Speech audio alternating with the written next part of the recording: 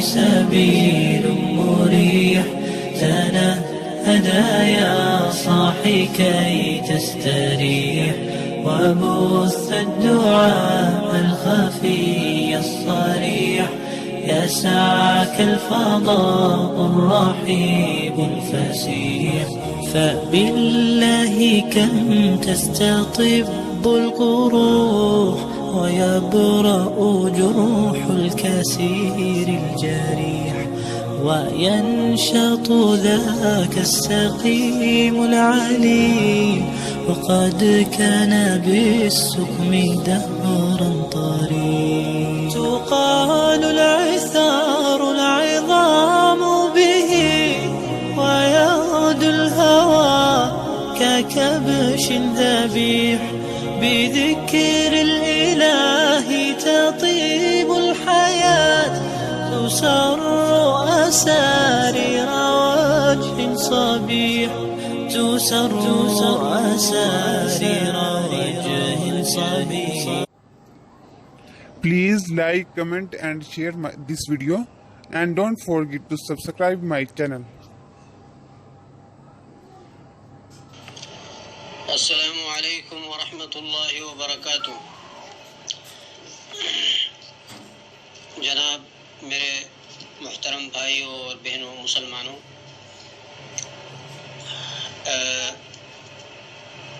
آج موضوع ہمارا ہے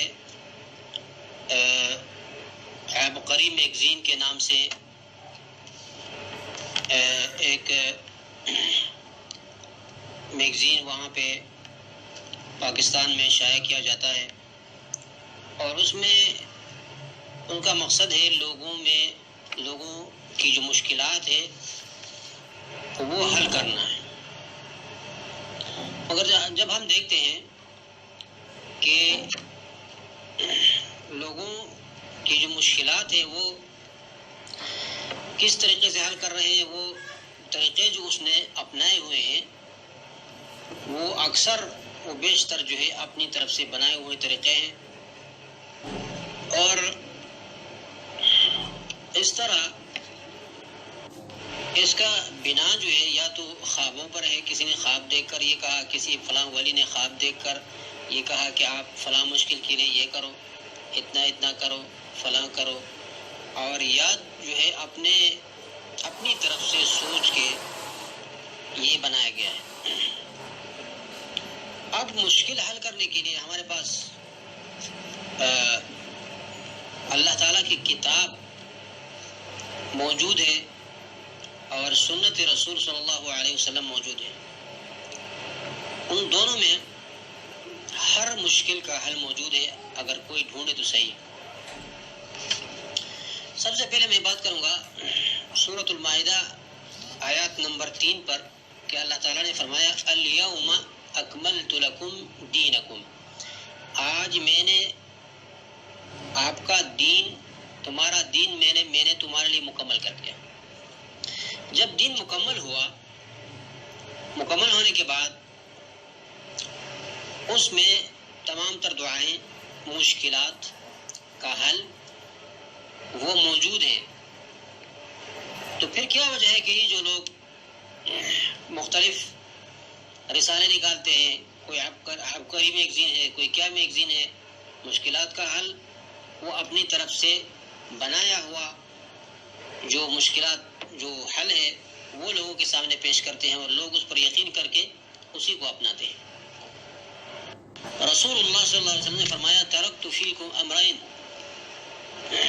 ما ان اعتصمتم به فلن تضلوا، کہ میں آپ میں 2 چیزیں چھوڑ کر جا رہا ہوں، ایک اللہ کی کتاب اور دوسری نبی کی سنت. جب تک آپ ان پر عمل پیرا ہیں اور ان کو آپ پکڑ کے اس پر عمل کر رہے ہیں تو آپ گمراہ نہیں ہوں گے. اس کا مطلب ہے کہ اگر کوئی کتاب اللہ اور سنت سے نکل کر کسی دوسرے طریقے کو اپناتا ہے، وہ کسی طریقے میں بھی ہو، اگر نماز میں ہو، زکوٰۃ میں ہو، کسی اسلام کے کسی بھی حکم میں ہو، یا اپنے مشکلات کے حل میں ہو، تو جب کتاب اللہ اور سنت سے کوئی آدمی نکل گیا تو تو وہ سمجھو کہ یہ گمراہی ہے. تو اس میگزین میں جب ہم دیکھتے ہیں تو بہت سے مشکلات کا حل وہاں پہ بتایا گیا ہے. تو ہم اب دیکھیں گے کہ کیا یہ جو حل بتاتے ہیں یہ قرآن اور حدیث سے ثابت ہے یا قرآن و حدیث کے موافق ہے یا اپنی طرف سے بناتے ہیں. تو ترتیب کے ساتھ ہم آہستہ آہستہ تھوڑا تھوڑا بتائیں گے انشاءاللہ تعالی اللہ تعالیٰ کی توفیق سے. سب سے پہلے میں جو آپ موضوع چنا ہوں وہ میگزین میں عبقری میگزین میں ایک عنوان دیا ہے من پسند نوکری اور اچھی بیوی. اس کے لیے ایک کہانی ہے کہ بس ایک بندہ ہے اس کے لیے من پسند نوکری نہیں ملتی تھی اور اچھی بیوی بھی نہیں ملتی تھی. پھر اس نے اس کو خط لکھا تو اس نے ان کو یہ حل بتا دیا کہ آپ سورۃ الکوثر صبح شام پڑھیں اور اول آخر درود پڑھیں اور 129 مرتبہ پڑھیں. اس طرح جو ہے ایک اسم اعظم کو بھی سکھایا گیا کہ مطلب برکت والی تھیلی جس میں آپ جتنے پیسے رکھتے ہیں نکالتے ہیں اس پر جو ہے یہ پڑھ کر آپ پھونکے تو وہ پیسے اب پیسوں میں برکت ہوگی, پیسے ختم نہیں ہوں گے وغیرہ وغیرہ. اس طرح جو ہے یہ اس طرح اچھی بیوی کے بارے میں کہا گیا کہ اچھی بیوی نہیں مل رہی تھی تو میں نے یہ عمل کر دیا تو اچھی بیوی مل گئی اور دیندار بھی ہے اور مطلب خانہ داری کو بھی جانتی ہے اور فلاں لمبی چوڑی کہانی ہے اور اس طرح من پسند نوکری مل گئی وغیرہ. سب سے پہلے بات یہ ہے کہ میں آپ کو اب قرآن کو جب دیکھا جائے تو قرآن میں دعا کس کو کہتے ہیں؟ دعا اپنی حاجت کو اللہ تعالیٰ سے مانگنا, جیسے انبیاء نے مانگا ہے. انبیاء نے کس طرح مانگا ہے؟ کیا انبیاء نے فلاں صورت جو ہے اتنی بار جو ہے پڑھ کر یا کوئی اسم اعظم کر کے یا کوئی تھیلی میں پیسے رکھ کے اس طرح جو ہے انہوں نے کیا ہے یا انہوں نے اللہ تعالیٰ کو پکارا ہے؟ نوح علیہ السلام کے بارے میں آتا ہے وَلَقَدْ نَادَانَا نُوحٌ فَلَنِعْمَ الْمُجِيبُونَ. نوح علیہ السلام نے ہمیں پکارا تو ہم اچھے قبول کرنے والے ہیں, ہم نے ان کی بات قبول کی. اس طرح زکریا علیہ السلام نے اللہ تعالیٰ کو پکارا جب اس کو مشکل آئی رب لا تذرنی فردا وانت خیر الوارثین. اسی طرح انہوں نے یہ بھی پکارا کہ رب هب لی من لدنک ذریۃ طیبہ انک سمیع الدعاء. اللہ تعالیٰ کو پکارا, اللہ تعالیٰ سے حاجت مانگی, اللہ تعالیٰ نے اس کو دے دی. اچھا, اب رزق میں برکت, یہ رزق اکیلا کھانا اور یہ کھانا پینا رزق نہیں ہے, رزق بیوی جو ہے وہ بھی رزق ہے. رزق میں برکت قرآن نے ہمیں کیا سکھایا؟ ایک تو یہ کہ انبیاء نے کس طرح اللہ تعالیٰ سے مانگی. دوسرے نمبر پر نوح علیہ السلام کی دعا اللہ تعالیٰ نے قرآن میں نقل کر کے ہمیں یہ بتا دیا کہ آپ کو کوئی مشکل ہو, رزق چاہیے, بیوی چاہیے, اچھی بیوی چاہیے تو اللہ تعالیٰ سے یہ دعا مانگو. نوح علیہ السلام نے اپنی قوم کو کیا کہا؟ فَقُلْتُ اسْتَغْفِرُوا رَبَّكُمْ إِنَّهُ كَانَ غَفَّارًا. اللہ تعالیٰ نے بتا دیا کہ اس کا حل کیا ہے, استغفار پڑھنا. اس سے کیا فائدہ ہوگا؟ فائدہ نمبر 1, إِنَّهُ كَانَ غَفَّارًا, یقیناً اللہ تعالیٰ بخشنے والا ہے, آپ کے گناہوں کو معاف کرے گا. نمبر 2, يُرْسِلِ السَّمَاءَ عَلَيْكُمْ مِدْرَارًا, آپ پر آسمان سے بارش برسائے گا. نمبر 3, وَيُمْدِدْكُمْ بِأَمْوَالٍ وَبَنِينَ, آپ کی امداد کریں گے, مال پیسہ دیں گے آپ کو اور بیٹے بھی دیں گے. نمبر 4, وَيَجْعَلْ لَكُمْ أَنْهَارًا وَيَجْعَلْ لَكُمْ جَنَّاتٍ وَيَجْعَلْ لَكُمْ أَنْهَارًا, آپ کو باغات دیں گے اور آپ کو نہریں دیں گے. یہ اللہ تعالیٰ نے کتنا بڑا حل بتا دیا ماشاءاللہ کہ استغفار پڑھنے سے آپ کا ہر مسئلہ, آپ کی من پسند نوکری ہے, آپ کی اچھی بیوی ہے, آپ اللہ تعالیٰ سے استغفار کرو, استغفر اللہ, تو اللہ تعالیٰ یہ سب کچھ آپ کو دیں گے. تو ہم کیوں نہ اس کو لیں, ہم اس کو چھوڑ کے جو ہے وہاں میگزینوں کے پیچھے چلے جائیں اور وہاں مطلب یہ ہے کہ اپنی سوچ سے حل نکال کے اپنی طرف سے شریعت سازی کر کے لوگوں کو بتائیں گے یہ آپ کے مسائل کا حل ہے. نمبر 2, حدیث کی طرف آتے ہیں مشکلات کے لیے. ایک صحابی ابی بن کعب رضی اللہ تعالیٰ عنہ نے عرض کیا کہ یا رسول اللہ کم اجعل لک من صلاتی، کہ میں جب میں دعا کر رہا ہوں، جب میں نماز پڑھتا ہوں، جب میں دعا کر رہا ہوں تو دعا میں آپ پر درود کتنا پڑھوں؟ رسول اللہ صلی اللہ علیہ وسلم نے فرمایا کہ آپ کی مرضی ہے جتنا بھی پڑھیں. ابھی نے کہا کہ 1/4. تو رسول اللہ صلی اللہ علیہ وسلم نے فرمایا کہ وَإِن زِدْتَ فَهُوَ خَيْرٌ، اگر اس سے آپ نے زیادہ پڑھا تو وہ بہتر ہوگا. تو اس نے فرمایا کہ آدھا. پھر فرمایا کہ آدھا اچھی بات ہے، وَإِن زِدْتَ فَهُوَ خَيْرٌ، اگر آپ نے زیادہ کر دیا تو یہ بہتر ہے.